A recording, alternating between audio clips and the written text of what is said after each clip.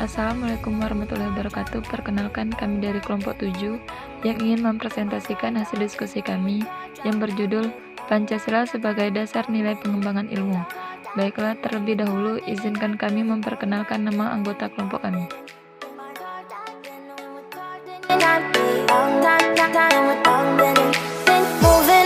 To the sea for a getaway, car top down and we're driving just to feel young. Moving away to the sea, moving away, can't you see?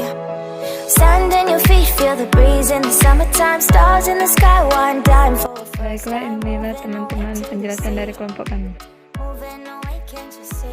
Pancasila sebagai paradigma ilmu. Pentingnya Pancasila sebagai dasar nilai pengembangan ilmu bagi mahasiswa adalah untuk memperlihatkan peran Pancasila sebagai rambu-rambu normatif bagi pengembangan ilmu pengetahuan di Indonesia. Selain itu, pengembangan ilmu dan teknologi di Indonesia harus berakar pada budaya bangsa Indonesia itu sendiri dan melibatkan partisipasi masyarakat luas. Oleh karena itu, kemajuan dan perkembangan iptek sangat diperlukan dalam upaya mempertahankan segala kekayaan yang dimiliki oleh Indonesia, serta menjawab segala tantangan zaman. Dengan penguasaan iptek, kita dapat tetap menjaga persatuan dan kesatuan bangsa Indonesia sesuai dengan sila ketiga yang berbunyi Persatuan Indonesia. Sejak dulu, ilmu pengetahuan mempunyai posisi penting dalam aktivitas berpikir manusia. Istilah ilmu pengetahuan terdiri dari dua gabungan kata berbeda makna, ilmu dan pengetahuan. Segala sesuatu yang kita ketahui merupakan definisi dari pengetahuan, sedangkan ilmu adalah pengetahuan tentang suatu bidang yang disusun secara sistematis menurut metode tertentu. Sikap krisis dan cerdas manusia dalam menanggapi berbagai peristiwa di sekitarnya berbanding lurus dengan perkembangan pesat ilmu pengetahuan. Namun dalam perkembangannya, ilmu gejala dehumanisasi atau penurunan derajat manusia. Hal tersebut disebabkan karena produk yang dihasilkan oleh manusia, baik itu suatu teori maupun materi, menjadi lebih bernilai ketimbang penggagasnya.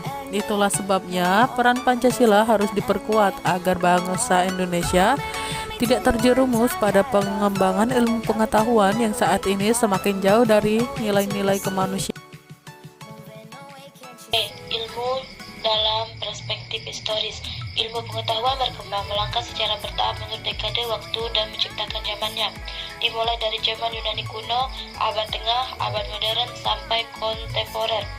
Masa Yunani kuno abad ke-6 sebelum Masehi sampai 6 Masehi, saat ilmu pengetahuan lahir, kedudukan ilmu pengetahuan identik dengan filsafat dan corak mitologis. Alam dengan berbagai aturannya diterangkan secara teogoni, bahwa ada peranan para dewa yang merupakan unsur penentu segala sesuatu yang ada. Bagaimanapun corak mitologis ini telah mendorong upaya manusia terus menerobos lebih jauh dunia pergejalaan untuk mengetahui adanya sesuatu yang eka, tetap, dan abadi di balik yang bineka, berubah dan sementara.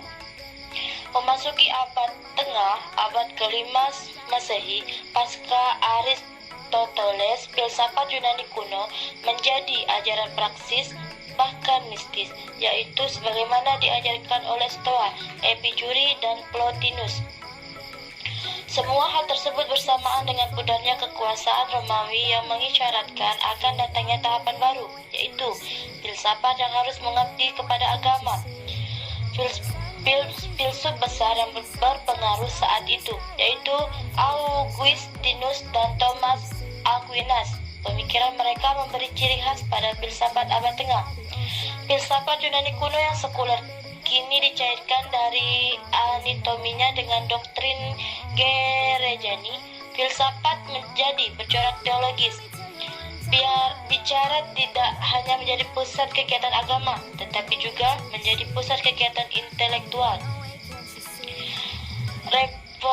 Revolusi ilmu pengetahuan memasuki abad kontemporer, abad ke-20 sampai dengan sekarang, berkat teori relativitas Einstein yang telah merombak filsafat Newton.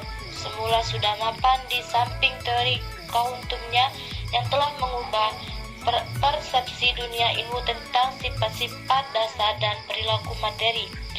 Sedemikian rupa sehingga para pakar dapat melanjutkan penelitian-penelitian dan berhasil mengembangkan ilmu-ilmu dasar seperti astronomi, fisika, kimia, biologi, molekuler.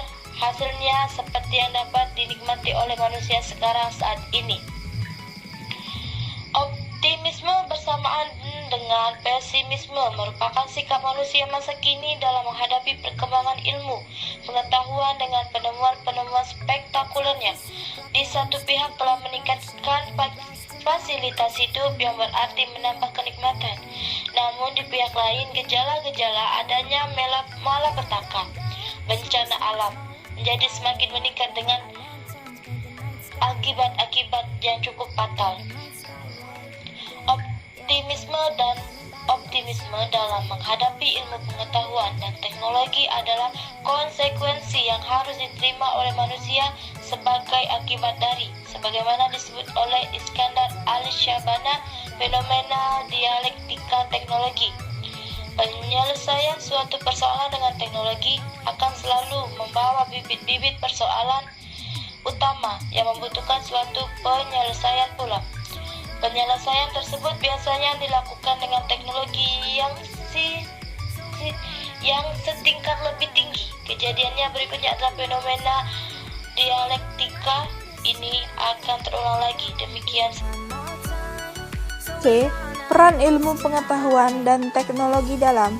Ilmu pengetahuan adalah suatu kesatuan fenomena yang diketahui dan dipahami secara logis, rasional, objektif, dan induktif empiris dalam pikiran manusia. Ketika ilmu pengetahuan itu diterapkan dan diwujudkan secara konkret untuk memenuhi kebutuhan hidup manusia, ia disebut teknologi. Contohnya, biologi adalah ilmu pengetahuan. Namun, ketika digunakan untuk menjadikan buah durian semakin besar dengan biji yang semakin kecil, ia disebut teknologi atau bioteknologi. Yang selanjutnya ada elektronika, adalah ilmu pengetahuan. Ketika digunakan di dalam alat-alat sehingga antar orang-orang yang berjarak ribuan kilometer bisa dapat berbicara, ia menjadi teknologi telekomunikasi. Suatu pengetahuan dapat disebut ilmu jika pengetahuan dan cara kerjanya memenuhi norma-norma ilmiah. Nah, norma-norma ilmiah tersebut yang pertama, mempunyai dasar pembenaran. Yang kedua, bersifat sistematik. Dan yang ketiga, bersifat intersubjektif. Pengetahuan ilmiah dikatakan mempunyai dasar pembenaran jika segenap pengetahuan cara kerja ilmiah diarahkan untuk memperoleh derajat kepastian yang sebesar. Ilmu pengetahuan sebagai proses produk dan masyarakat. Dalam posisinya yang substansial bagi kehidupan umat manusia, ilmu pengetahuan telah menampilkan diri baik dalam bentuk sebagai proses, produk maupun masyarakat.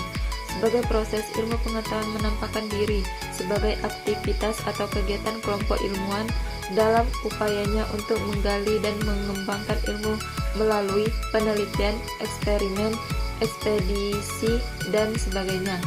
Penelitian dan percobaan dilakukan oleh para ilmuwan untuk memahami dunia alami sebagaimana adanya dan bukan bagaimana yang dikehendaki.